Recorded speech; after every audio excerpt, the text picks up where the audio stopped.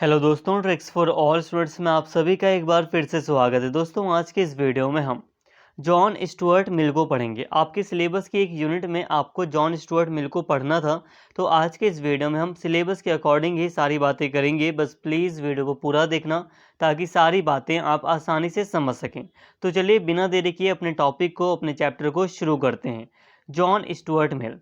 अब John Stuart Mill को थोड़ा समझने से पहले हम यहाँ पर एक सिद्धांत है, उपयोगितावाद का सिद्धांत, इसको समझेंगे। देखिए, जॉन स्टुअर्ट मिल को उपयोगितावाद के सिद्धांत के बिना हम पढ़ ही नहीं सकते।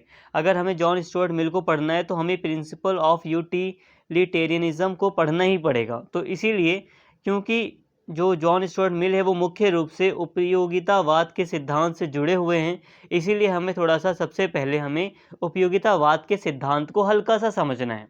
अब ये सिद्धांत क्या कहता है, यहाँ पर इसको देखिए।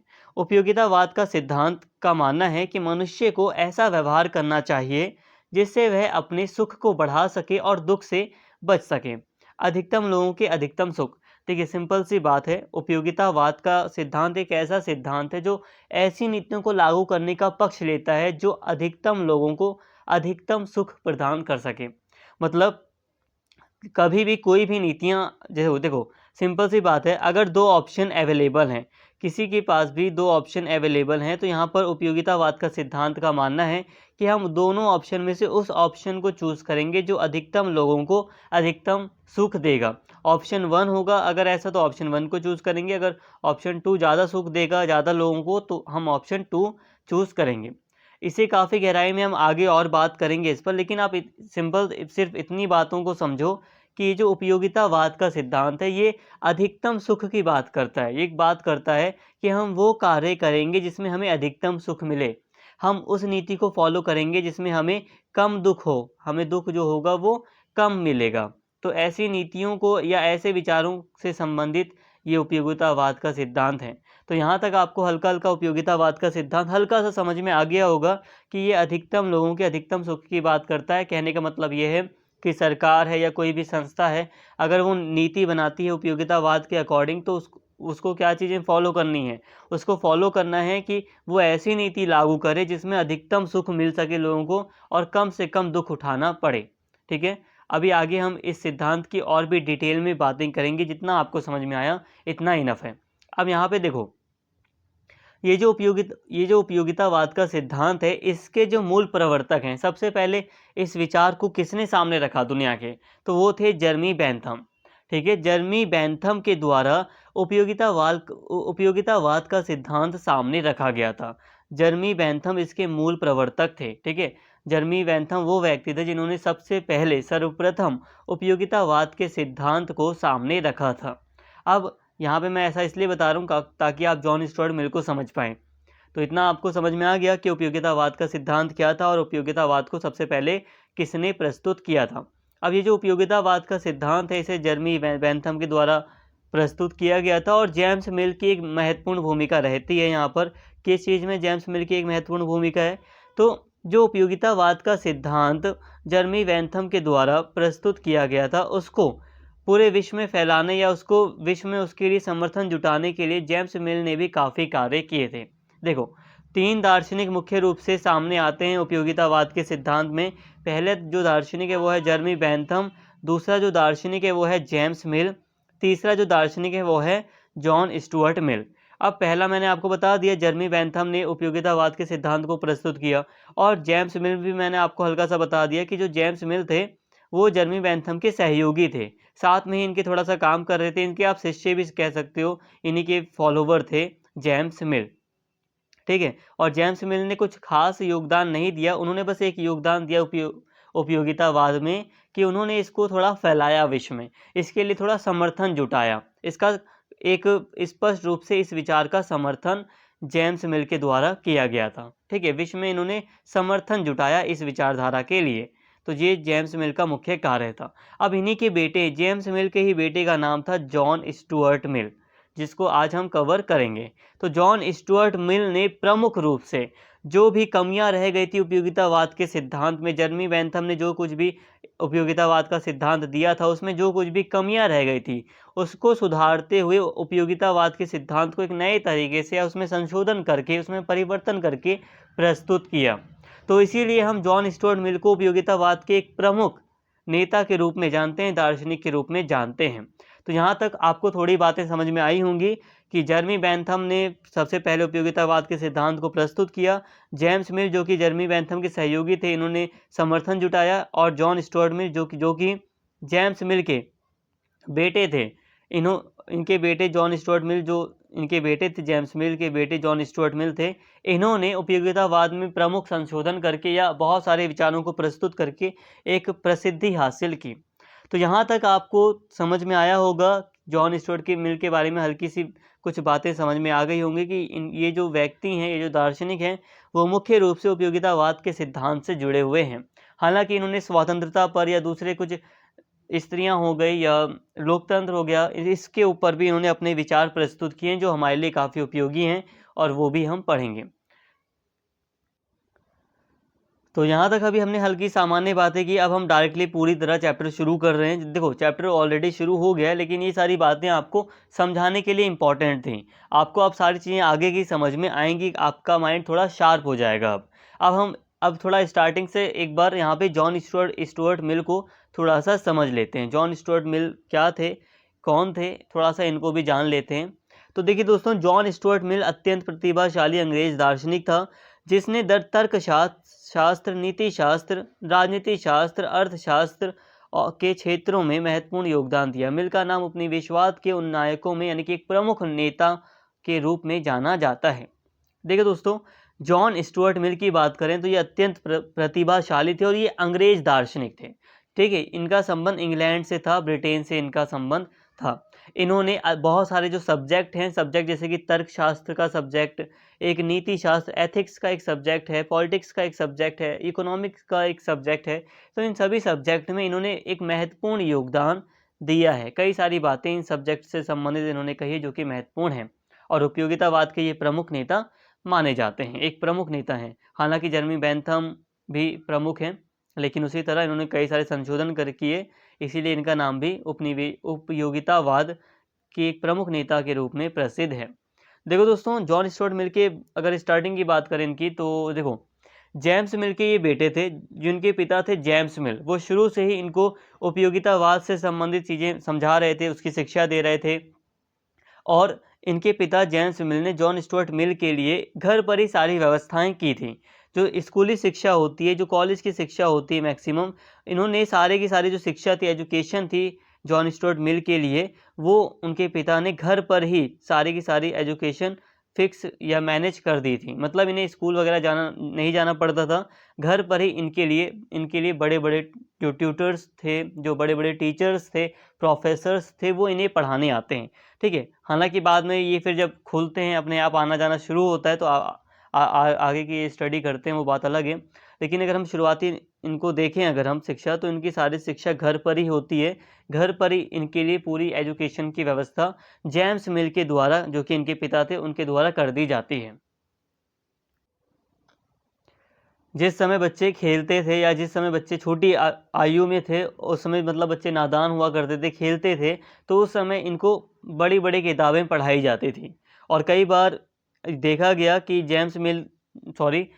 जॉन स्टुअर्ट मिल में कई सारी कमियां भी आने लगी, ये गुमसुम सा रहने लगे।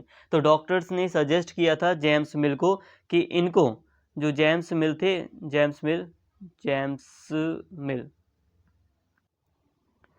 मतलब जब कई सारी कमियां आने लगी जॉन स्टुअर्ट मिल में, क्योंकि घर पर ही इनको रहने दिया जाता था, बाहर वगैरह जाने नहीं दिया जाता था। इसके कारण क्या होता था कि घर पर ही इनको बड़ी बड़ी किताबें पढ़नी थी। इन्होंने बाहरी दुनिया जब ये देखते थे दूर से कि बच्चे खेल रहे हैं, तो इनको बहुत अजीब लगता था जॉन स्टुअर्ट मिल को।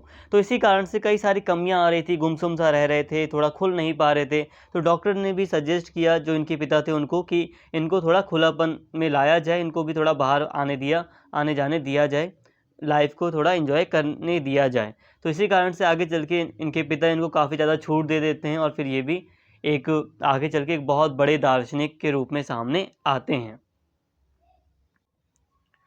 और फिर जो भी उपयोगितावाद में जो भी कमियां थी, बर्नी जर्मी बेंथम ने जो भी उपयोगितावाद को प्रस्तुत किया था और उसमें जो कुछ भी कमियां रह गई थी उसमें इन्होंने सुधार किया। तो यहाँ तक हमने जॉन स्टुअर्ट मिल को हल्का सा समझ लिया, एक सामान्य परिचय इनका देख लिया।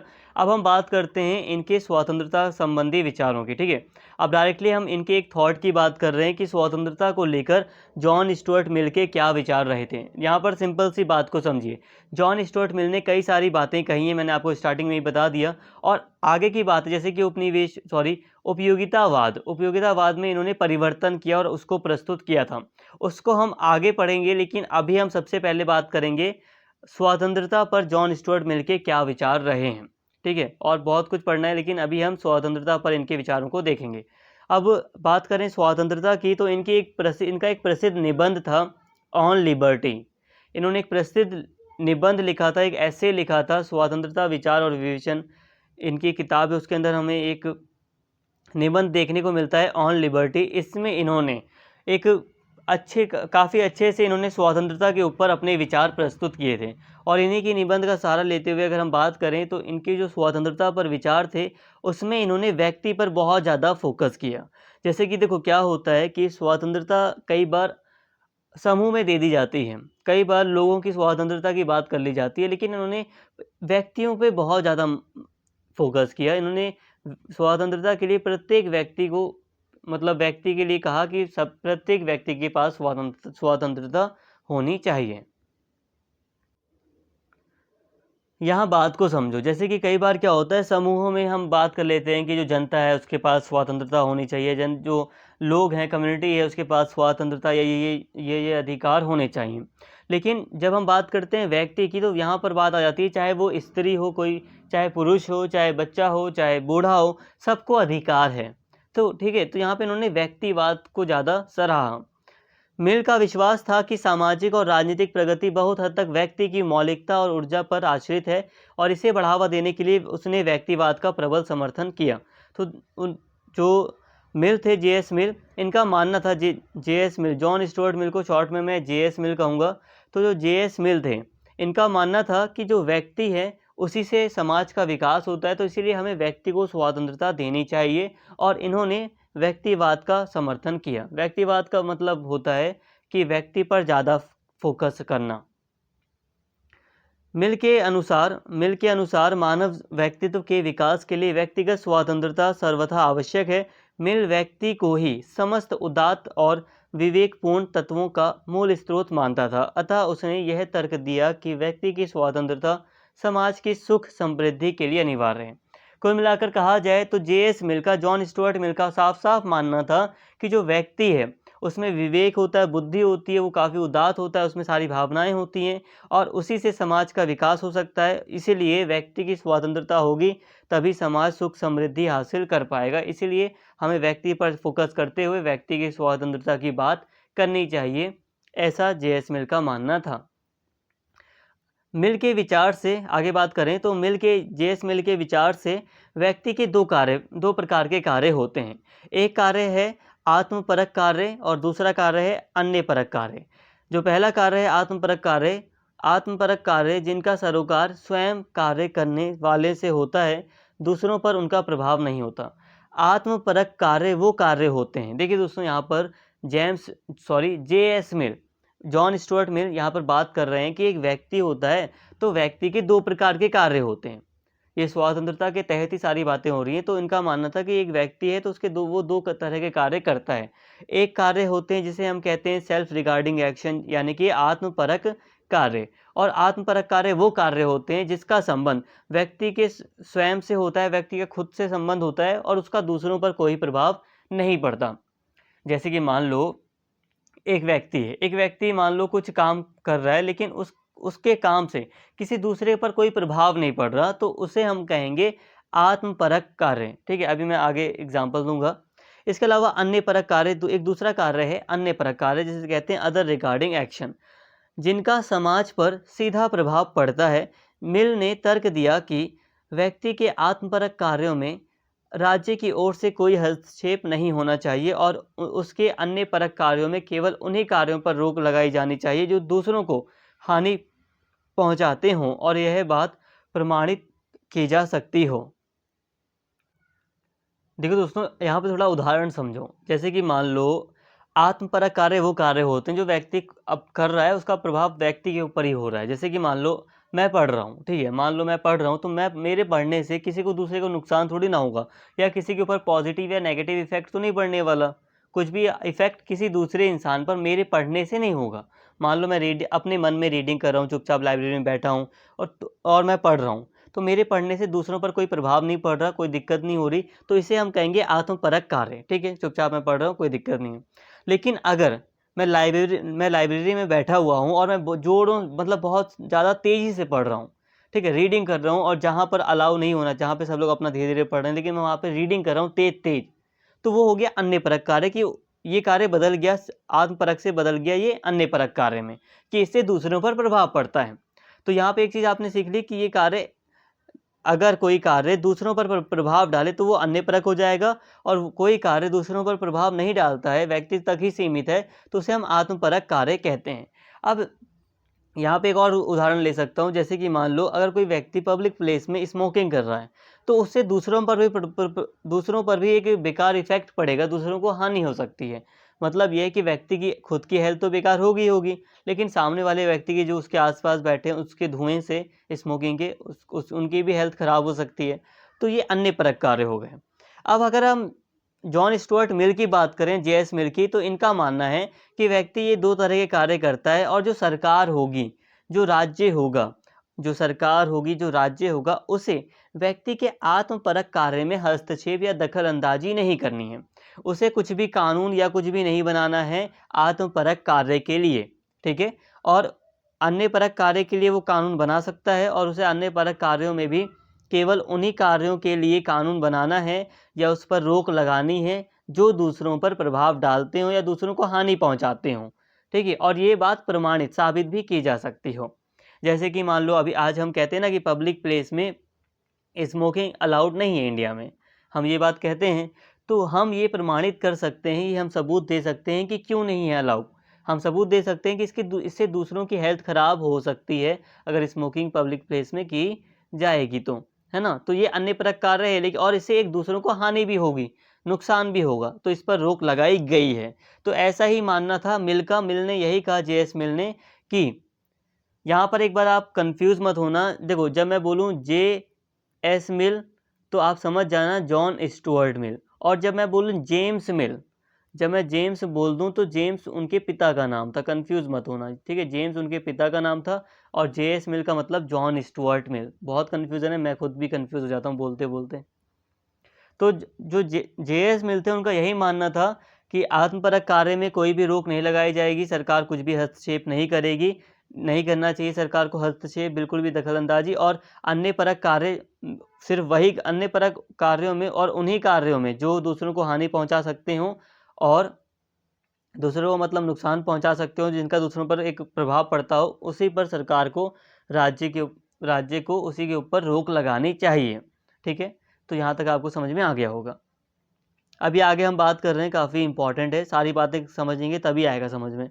परंतु कभी कभी ऐसी परिस्थितियां भी पैदा हो सकती हैं जब व्यक्ति के आत्मपरक कार्यों में राज्य का हस्तक्षेप जरूरी हो जाता है। उदाहरण के लिए, यदि कोई व्यक्ति ऐसा ब्रिज पार कर रहा हो जो हमारी जानकारी के अनुसार असुरक्षित है, अनसेफ हो, परंतु उस व्यक्ति को यह बात मालूम ना हो, तो हम उसे आगे बढ़ने से रोक दें, यही उचित होगा। स्वतंत्रता का अर्थ है वह कार्य जिसे कोई व्यक्ति करना चाहता है और उसे करना वह अपने लिए उचित समझता है। एक बार रीडिंग कर लूँ, फिर आपको बेटर तरीके से समझा पाऊंगा, ताकि आप समझ सकें। कन्फ्यूज़न क्रिएट हो जाएगी अगर थोड़ा थोड़ा समझाऊंगा तो।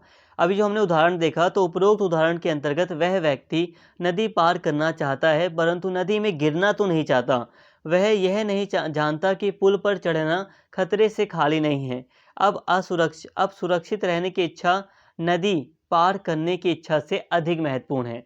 ऐसी हालत में उसे आगे बढ़ने से रोककर हम उसकी इच्छा पूर्ति में बाधा नहीं डालते, बल्कि उसकी अधिक महत्वपूर्ण इच्छा की पूर्ति के हित में कम महत्वपूर्ण इच्छा पर रोक लगाते हैं। स्वतंत्रता की परिभाषा में इस संशोधन या इस बदलाव का अर्थ यह है कि व्यक्ति के अपने हित को सुरक्षित रखते हुए राज्य उसके आत्मपरक कार्यों में भी हस्तक्षेप कर सकता है। यहाँ पे फोकस कीजिए कि आत्मपरक जो कार्य व्यक्ति खुद के लिए कर रहा है जिससे किसी पर प्रभाव नहीं पड़ता, उस कार्य में भी राज्य हस्तक्षेप कर सकता है। यहाँ पे ये क्या है इसको समझिए। देखिए दोस्तों, सिंपल सी बात है। जैसे कि जेम्स मिल यहाँ पर समझा रहे हैं कि नॉर्मली सरकार को आत्मपरक कार्य में हस्तक्षेप नहीं करना है और अन्य परक कार्यों में सरकार हस्तक्षेप कर सकती है अगर कोई कार्य लोगों को हानि पहुंचाता है, दूसरे लोगों को। जैसे कि मान लो कि जैसे कि मैंने स्मोकिंग का एग्जांपल दिया, या दूसरी कई भी चीज़ें हैं, जैसे कि बिना लाइसेंस के अगर मैं गाड़ी चला रहा हूं तो इससे दूसरों को हानि हो सकती है, तो सरकार कई सारे नियम बना सकती है इसके लिए। ठीक है, ये सारी चीज़ें हैं। लेकिन कई बार क्या होता है, जैसे कि मान लो एक व्यक्ति है जो एक पुल पार करना चाहता है। ठीक है, एक पुल है और उस पुल को एक व्यक्ति पार करना चाहता है। अब वो पुल हो सकता है वो टूट गया हो वो पुल। अब ऐसे में सरकार या जो राज्य है वो व्यक्ति को उस पुल पर जाने से रोक देता है। ऐसा करने में वो क्या कर रहा है, जो स्टेट है, ऐसा करके वो आत्मपरक कार्यों में भी दखल दे रहा है। लेकिन यहाँ पर ये बात सही है, वो दखल दे सकता है। यहाँ पे ये पॉजिटिव सेंस है। कैसे? क्योंकि देखो, कहने का मतलब है कि एक पुल है जो कि टूट चुका है। अब वो पुल टूट चुका है, व्यक्ति को नहीं पता ऐसा, लेकिन स्टेट को पता है कि वो जो पुल है, संबंधित पुल है, ब्रिज है, वो टूट चुका है। इसीलिए उसने व्यक्ति को यहाँ पर रोक दिया कि आप यहीं पर रुकिए, आगे का पुल जो है वो टूटा हुआ है, आपको हम आगे नहीं जाने देंगे। ठीक है, चाहे बताए सरकार ना बताए, लेकिन सरकार ने कह दिया कि अभी यहाँ इस पुल पर कोई नहीं जा सकता। तो ऐसा सरकार कर सकती है, ये चीज़ सही है। ठीक है, देखो, कोई भी व्यक्ति एक पुल पर जा रहा है, रास्ता क्रॉस कर रहा है, तो ये आत्मपरक कार्य है, इस पर किसी दूसरे पर कोई प्रभाव नहीं पड़ने वाला। ठीक है, ये आत्मपरक कार्य है। लेकिन इस आत्मपरक कार्य में भी हस्तक्षेप किया जा सकता है पॉजिटिव सेंस में। कैसे? कि जो व्यक्ति है, देखो, एक व्यक्ति के लिए सबसे ज़्यादा महत्वपूर्ण क्या है? पुल क्रॉस करना या अपनी लाइफ को सेव करना? देखो, सिंपल सी बात है कि life is more important than anything. सही बात है ना? किसी भी इच्छा से बढ़कर हम लाइफ को मानेंगे कि लाइफ, जब लाइफ की बात आती है तो वो सबसे ऊपर होती है। तो हमारी एक इच्छा है कि हम अपनी लाइफ को सेफ रखना चाहते हैं, अच्छी पोजीशन में रखना चाहते हैं, हम सुरक्षित रहना चाहते हैं। तो जो सुरक्षित रहने की भावना है वो पुल पार करने की भावना से ज़्यादा बड़ी है। तो सरकार यहाँ पर, जो राज्य है, वो व्यक्ति की सुरक्षित रहने की भावना है उसको मतलब उसके बनाए रखने के लिए उसे पुल पार करने से रोक सकती है। और यहाँ पर ऐसा करके वो व्यक्ति की एक बड़ी इच्छा को पूरा ही कर रही है, वो आप समझ पा रहे हैं।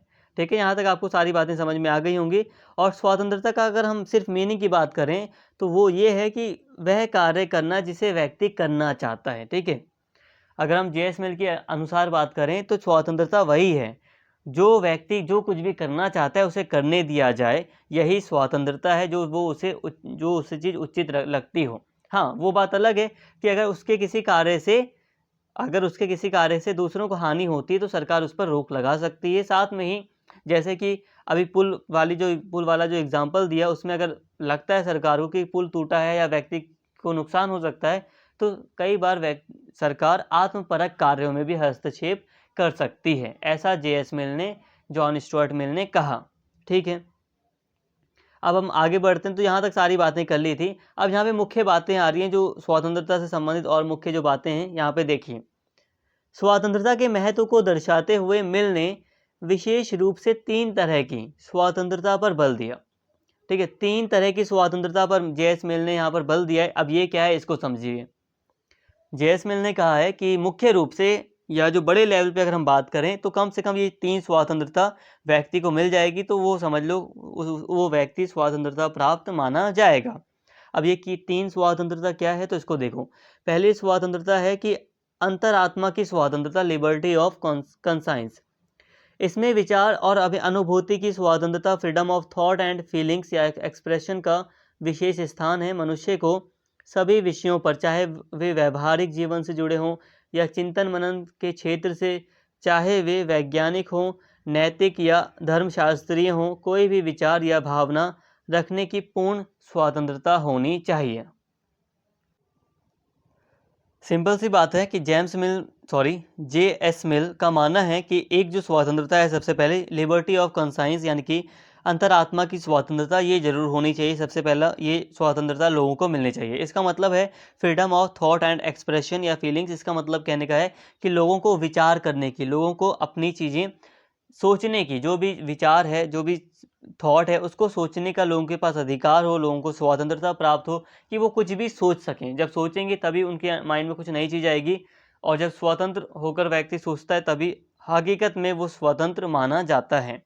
और साथ में उसको एक्सप्रेस करना, यानी कि उसको मतलब अपने विचार को सामने रखने की भी उससे स्वतंत्रता हो। मिल को डर था कि लोकतंत्र के अंतर्गत जनसाधारण के हाथों में शक्ति आ जाने पर वे समाज से हटकर चलने वालों को आगे नहीं बढ़ने देंगे और संपूर्ण समाज को औसत दर्जे के तौर तरीके और विचार अपनाने के लिए विवश कर देंगे। मिल ने तर्क दिया कि अभिव्यक्ति की स्वतंत्रता केवल तभी जरूरी नहीं जब सरकार भ्रष्ट या अत्याचारी हो, बल्कि जब लोकमत पर आधारित न्यायप्रिय सरकार सत्ता संभाले हो, तब भी अभिव्यक्ति की स्वतंत्रता उतनी ही जरूरी है। मिल ने तर्क दिया कि अल्पमत को, यहाँ तक कि अकेले व्यक्ति को भी अपनी राय प्रकट करने का उतना ही अधिकार होना चाहिए जितना बहुमत को होता है। किसी भी मत का दमन करना सर्वथा अनुचित है, चाहे वह झूठ हो, सच हो या सच। वास्तव में जब तक परस्पर विरोधी मतों का टकराव ना हो, तब तक सच और झूठ की परख भी नहीं हो सकती। देखिए दोस्तों, जे.एस. मिल, जॉन स्टुअर्ट मिल का मानना था कि अगर हम लोकतंत्र की बात कर लें, देखो सबसे अच्छी शासन प्रणाली लोकतंत्र ही है, तो इन्होंने कहा कि अगर हम लोकतंत्र की भी बात करें तो लोकतंत्र में भी हम ये हो सकता है कि जनसाधारण के हाथों में शक्ति आ जाती है, और ऐसा भी हो सकता है कि जनसाधारण के हाथों में जब शक्ति आ जाए तो समाज में उन लोगों को आगे नहीं बढ़ने दिया जाएगा जो अलग विचार रखते हैं। कहने का मतलब है कि जनसाधारण का अगर पावर, शक्ति पर, सत्ता पर अधिकार हो जाएगा समाज में, तो ऐसा भी हो सकता है कि जो जनसाधारण, जो आम जनता होगी, वो आपस में ऐसे विचारों को फैलाएगी या ऐसे तौर तरीके फैलाएगी जो सामान्य हों, जिसमें कुछ अलग ना हो। ठीक है, मतलब ये सेम चीज़ें फैलाने की कोशिश की जाएगी। कहने का मतलब है कि मिल का मानना था कि समाज में कई बार ऐसा हो सकता है कि अगर कोई व्यक्ति अलग विचार रखता है तो उसको फोर्स किया जाए कि उसे अपना अलग विचार छोड़ देना चाहिए, और जो जनसाधारण का सामान्य विचार है उसे अपना लेना चाहिए। मतलब सामान्य बातों को या औसत जो बातें हैं उसको अपनाने के लिए व्यक्ति को फोर्स किया जा सकता है कि हर व्यक्ति अपना अलग विचार ना रखें। इसीलिए जे.एस. मिल ने, जॉन स्टुअर्ट मिल ने कहा कि अभिव्यक्ति की स्वतंत्रता देने के बाद हमें उसे व्यक्त करने की भी स्वतंत्रता देनी चाहिए। व्यक्त करने की स्वतंत्रता का मतलब है कि जो व्यक्ति जो भी विचार रखता है उसको सामने प्रस्तुत भी कर सके। ठीक है, आप दर्शा भी कर सके कि मैं ऐसा ऐसा विचार रखता हूँ। साथ में ही जे.एस. मिल ने कहा कि अभिव्यक्ति की स्वतंत्रता हमें सिर्फ वहीं नहीं देनी जहाँ पे सरकार भ्रष्ट हो, जहाँ पे दूसरी शासन, मतलब अत्याचारी शासन हो, बल्कि जो लोकतंत्र है, जहाँ पर जनसाधारण का शासन माना जाता है या लोकमत पर आधारित या अच्छा शासन माना जाता है, वहाँ पर भी हमें अभिव्यक्ति की स्वतंत्रता देनी पड़ेगी या देनी है, क्योंकि हम नहीं चाहते कि किसी भी व्यक्ति के ऊपर दबाव पड़े कि उसे अपना अलग विचार छोड़ना पड़ेगा। यहाँ पर आप बात को समझ पा रहे होंगे। मिल ने तर्क दिया कि जो अल्पमत है, चाहे वो माइनॉरिटी हो या कुछ भी हो, यहाँ पे धर्म की बात नहीं आ रही, माइनॉरिटी में कोई भी विचार हो सकता है। जैसे कि मान लो आप क्लास में बैठे हो और क्लास में 20 बच्चे हैं। अब 20 बच्चे, उनमें से 2 बच्चे, कोई भी टॉपिक था और टॉपिक में से 18 बच्चे एक साथ हो जाते हैं किसी विषय को लेकर, और 2 बच्चे अलग विचार रखते हैं। तो ऐसे में नॉर्मली क्या होता है कि टीचर ये भी सोच सकता है कि लगभग सभी बच्चे एक जैसा विचार रखते हैं, लेकिन उसने कह दिया लगभग सभी, मतलब 2 बच्चे अभी विचार नहीं रखते। तो हो सकता है कि उनको मौका ही ना दिया जाए बोलने का, उनको अपने विचार प्रस्तुत करने का ही मौका ना दिया जाए, क्योंकि जो मेजॉरिटी क्लास है, जो 18 बच्चे हैं, वो एक जैसा विचार रखते हैं। तो यहाँ पे जे.एस. मिल का मानना था कि ऐसा नहीं होना चाहिए, बल्कि हर एक व्यक्ति को, चाहे कोई व्यक्ति अकेला ही क्यों ना, उसको अपने विचार को प्रस्तुत करने का पूरा अधिकार होना चाहिए। उसे अपनी सोचने का पूरा अधिकार होना चाहिए। उसे अपना अलग मत रखने का, अलग सोचने का अधिकार होना चाहिए, स्वतंत्रता होनी चाहिए। ठीक है, चाहे कोई व्यक्ति पूरे समाज में अकेला ही क्यों ना हो, उस पर उसे पूरा अधिकार होना चाहिए, उसे दबाया नहीं जाना चाहिए। तो यहाँ पे ऐसा विचार था। और इनका मानना था, जे.एस. मिल का, कि जब विचार आपस में टकराते हैं ना, विरोधी और आपस में दो विचार आपस में टकराते हैं, तभी जाकर एक सच सामने आता है या स्वतंत्र एक सही सच्चाई सामने आती है। देखा जाए तो अभिव्यक्ति की स्वतंत्रता के बारे में मिल का इतना व्यापक दृष्टिकोण उपयोगितावाद की मुख्य मान्यता से मेल नहीं खाता। उपयोगितावाद के अंतर्गत अधिकतम लोगों के अधिकतम सुख का हिसाब लगाते समय समाज की कुल संतुष्टि सेटिस्फैक्शन पर विचार किया जाता है, अल्पमत पर विशेष ध्यान नहीं दिया जाता, जबकि प्रस्तुत सिद्धांत प्रत्येक व्यक्ति की गरिमा विशेष गरिमा को दर्शाता है। देखिए दोस्तों, जैसा कि हम जानते हैं कि जो जे.एस. मिल रहे हैं वो उपयोगितावाद से संबंधित रहे हैं, ठीक है। उपयोगितावाद से संबंधित ये व्यक्ति रहे हैं, दार्शनिक रहे हैं, ठीक है। अब उपयोगितावाद क्या कहता है? अधिकतम लोगों के अधिकतम सुख की बात करता है उपयोगितावाद। कहने का मतलब ये है कि अगर कोई भी नैतिक मतलब कोई भी नीति है, कोई भी पॉलिसी है, अगर 100 में से 90 लोगों के लिए वो फ़ायदेमंद है, कोई भी पॉलिसी है 100 में से 90 लोगों के लिए फ़ायदेमंद है, और एक तरह से देखा जा रहा है कि ये जो पॉलिसी है वो मैक्सिमम लोगों को सुख प्रदान कर रही है, मैक्सिमम लोगों के लिए अच्छी है, तो अपना लेना चाहिए, ऐसा उपयोगितावाद का मानना है। अब यहाँ पे देखो 100 में से 10 लोग तो ऐसे थे ना जिनको फ़ायदा नहीं मिल रहा या जिनको सुख नहीं मिल पा रहा, तो लेकिन उपयोगितावाद का मानना है कि अधिकतम लोगों के अधिकतम सुख वाली नीति हमें अपनानी है।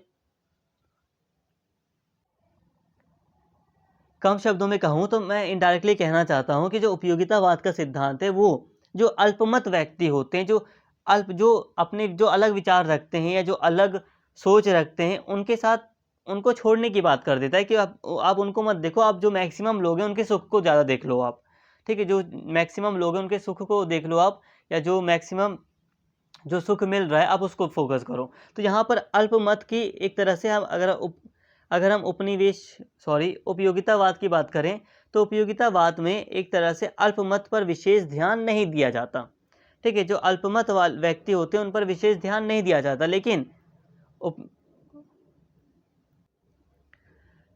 जॉन स्टुअर्ट मिल के जो विचार हैं वो इससे थोड़े अलग प्रतीत होते हैं। जॉन स्टुअर्ट मिल हालांकि उपयोगितावाद के ही समर्थक हैं पूरी तरह, लेकिन फिर भी उपयोगितावाद से थोड़ा विपरीत इनके विचार हमें यहाँ पर दिखाई देते हैं, क्योंकि ये अल्पमत पर ज़्यादा फोकस कर देते हैं, अल्पमत पर विशेष ध्यान दे देते हैं स्वतंत्रता के मामले में।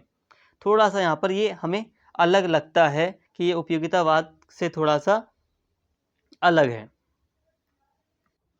तो यहाँ पर हमने बात कर ली एक अंतरात्मा की स्वतंत्रता होनी चाहिए, जे.एस. मिल का मानना था। इसके अलावा जो दूसरी स्वतंत्रता की बात की जे.एस. मिल ने वो है अपनी अभिरुचियाँ विकसित करने और अपनी पसंद का काम करने की स्वतंत्रता, liberty of taste and pursuits. मतलब देखो, अपना आप जो भी कारोबार करना है, जो भी काम करना है, उसकी स्वतंत्रता हो व्यक्ति को, और लिबर्टी ऑफ टेस्ट मतलब टेस्ट का मतलब यहाँ पे सिर्फ खाना नहीं है, जो आपको पसंद हो आप वो काम कीजिए, ठीक है। वो काम कीजिए, वो चीज़ पे जो आपको कपड़े पसंद है आप उस तरह के कपड़े पहनो, उस तरह का विचार रखो। टेस्ट में यहाँ पे हर चीज़ें आ जाती हैं, ठीक है।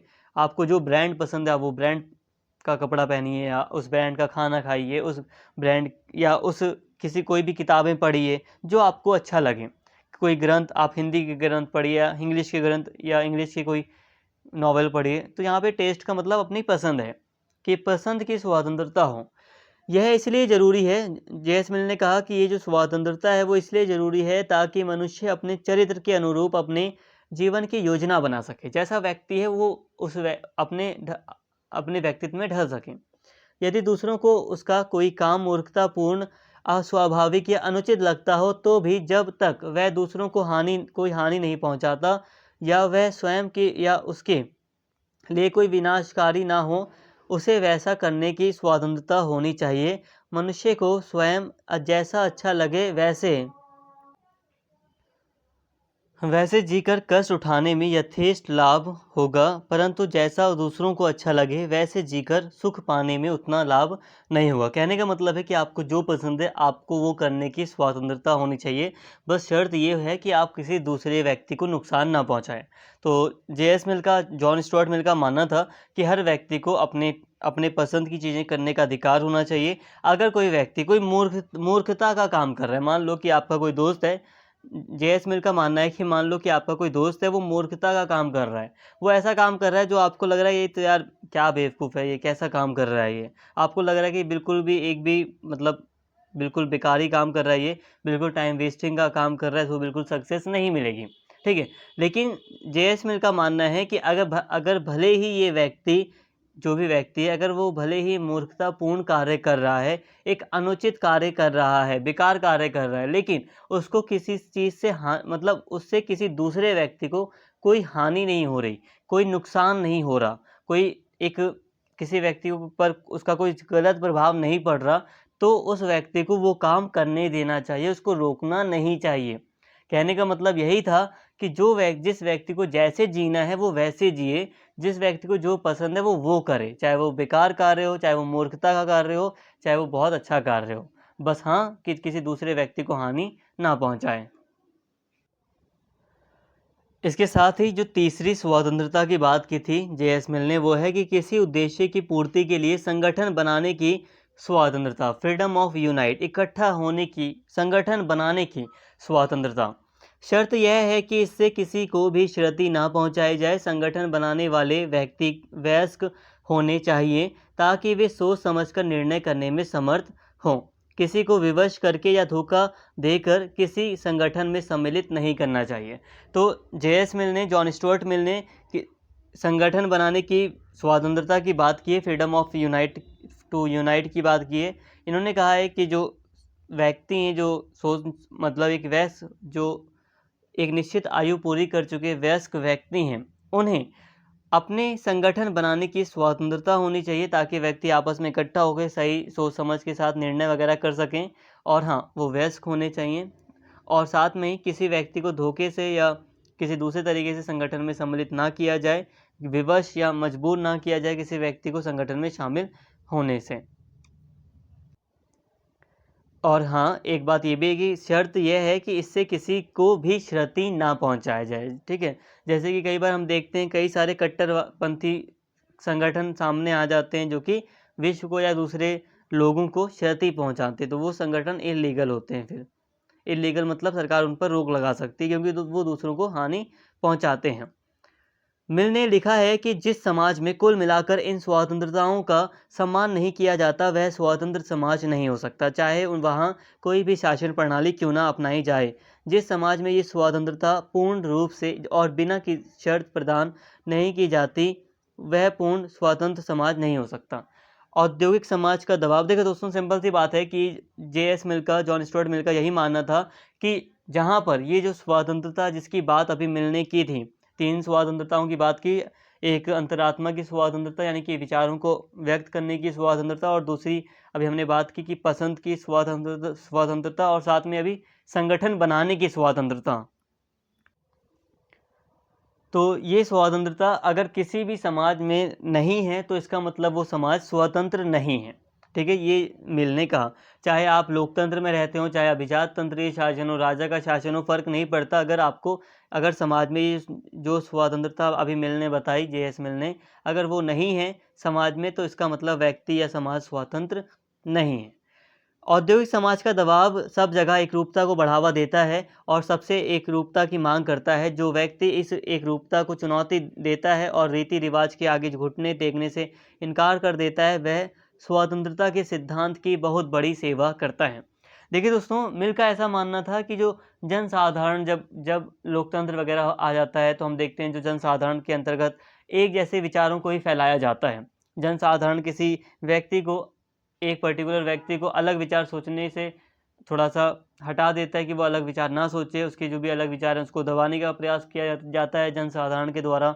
इसके अलावा जो औद्योगिक समाज है, इसकी और मिल ने बात की है कि औद्योगिक समाज ने एक ऐसा इन्वायरमेंट क्रिएट किया है जिसमें हर एक व्यक्ति एक जैसा विचार रखने लगा है। अब हम देखते हैं कि एक ही कंपनी में सारे व्यक्ति एक ही जैसा कार्य कर रहे हैं, तो मिल का मानना था कि एक ही जैसा कार्य करने वाले व्यक्ति एक जैसा सोचने भी लगते हैं। तो मिल का मानना था कि औद्योगिक समाज के कारण एक रूपता आ रही है सोसाइटी में, एक जैसी सारी चीज़ें हो रही हैं, जो विभिन्नता है विचारों की वो खत्म हो रही है। तो इसीलिए मिल ने कहा कि जो व्यक्ति इस एक रूपता से दूर हटकर या इसको चुनौती देकर अलग विचार रखते हुए या सही जो चीज़ है अपने विचारों पर अगर वो कायम रहता है, तो वो एक तरह से अपनी स्वतंत्रता के सिद्धांत को एक बहुत बड़ा योगदान देता है। तो यहाँ पे मिल का यही मानना था कुल मिलाकर कि जो अल्प मत है, जो एक ऐसा वर्ग है जो अलग विचार रखता है, तो उसको भी अपने विचारों को व्यक्त करने का पूरा अवसर दिया जाए। और इन्वायरमेंट में हमें सिर्फ एक रूपता की बात नहीं करनी, एक जैसे विचारों की ही बात नहीं करनी। मतलब सभी को विचार व्यक्त करने की पूरी आज़ादी होगी, और यही स्वतंत्रता का सिद्धांत था। और एक जैसे विचारों को ही दबाव ना डाला जाए लोगों पर कि वो एक जैसा सोचें। तो यहाँ तक हमने बात कर ली स्वतंत्रता को लेकर J.S. मिल, जॉन स्टुअर्ट मिल के विचारों की। देखिए दोस्तों, जॉन स्टुअर्ट मिल ने उपयोगितावाद को लेकर या दूसरे सिद्धांतों को लेकर भी बातें की हैं। इससे संबंधित जो भी वीडियोस हैं वो आपको मिल जाएंगी, उपयोगितावाद हो गई या लोकतंत्र वगैरह हो गई, जल्दी आपको मिल जाएंगे, आप प्लेलिस्ट देख सकते हैं। लेकिन आज हमने बात की सिर्फ और सिर्फ कि स्वतंत्रता को लेकर J.S. मिल के क्या विचार थे। लेक्चर थोड़ा बड़ा हो गया, लेकिन फिर भी हमारा एक बहुत बड़ा टॉपिक ख़त्म हो गया, जिसमें हमने व्यक्ति की स्वतंत्रता की बात भी कर ली, काफ़ी कुछ पढ़ लिया। तो आज हमने स्वतंत्रता पर जॉन स्टुअर्ट मिल के विचारों को पूरी तरह पढ़ लिया। उम्मीद करता हूँ सारी बातें आपको समझ में आई होंगी। कुछ भी डाउट है, नहीं समझ में आया, तो कमेंट करके आप पूछ सकते हैं। साथ में ऐसा कर सकते हैं कि वीडियो को एक बार और देख लें, जैसा कि आप लोग खुद भी कमेंट करते हो कि सर 2 बार 3 बार वीडियो देखने से सब कुछ क्लियर हो जाता है, पूरी तरह माइंड में ही बैठ जाता है। तो उम्मीद करता हूँ आप एक बार वीडियो देख लेंगे, थोड़ा रेस्ट कर लें, उसके बाद देख लें। अगर वीडियो आपको अच्छी लगी हो दोस्तों, चैनल को सब्सक्राइब नहीं किया तो सब्सक्राइब कर लें, और कमेंट करके अपना फीडबैक ज़रूर दें। वीडियो को लाइक करें, शेयर करें। Thank you.